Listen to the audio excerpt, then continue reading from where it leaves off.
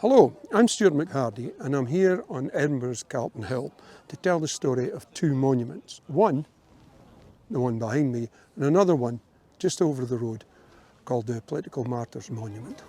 Now behind me, this mock classic edifice was started up by the government in 1822 with the intention of creating what they called the National Monument for Scotland.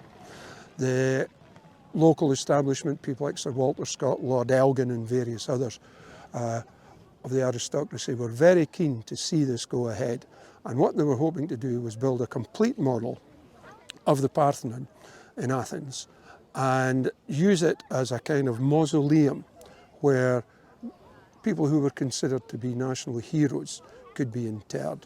The whole idea being it was a national monument in Scotland, effectively to empire, though one of the key points at the time was to supposedly honour the sacrifice made by all the Scottish soldiers who had died in the Napoleonic Wars and other empire escapades around the world.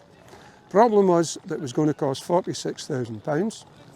The government put up 16, and the rest was supposed to be raised by public subscription.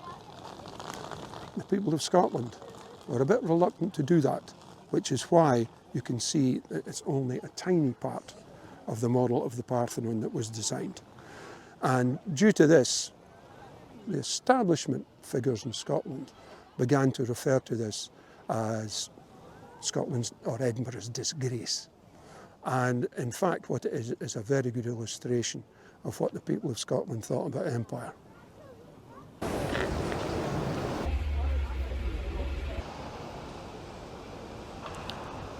Our second monument, the Political Martyrs Monument, is here in Calton Cemetery at the foot of Calton Hill. This one was raised in 1840 by public subscription. Successfully, the idea had gone out to commemorate the memory of 5 men who were transported to Australia in the 1790s for the heinous crime of actually calling for democratic reform. They were not calling for revolution, they were not calling for independence, they were simply asking for reform of the corrupt parliamentary system at Westminster. This, however, was far too much for the establishment to bear, frightened as they were by the French Revolution. And Henry Dundas, basically who had sole charge of Scotland at the time, so much so he was known as Henry IX, had them tried for sedition. Handpicked judge, handpicked jury, result, foregone conclusion. Transportation for life to Australia. And in actual fact, 2 of them managed to get out, one of them being Thomas Muir, who was the secretary of the Friends of the People at the time. And he travelled the globe. He escaped from Australia, went over to America, went through Mexico, Cuba, and ended up in a Spanish jail. He was freed from the Spanish jail by the intervention of the revolutionary French, who made him a hero of the French Revolution because of his commitment to democracy and reform.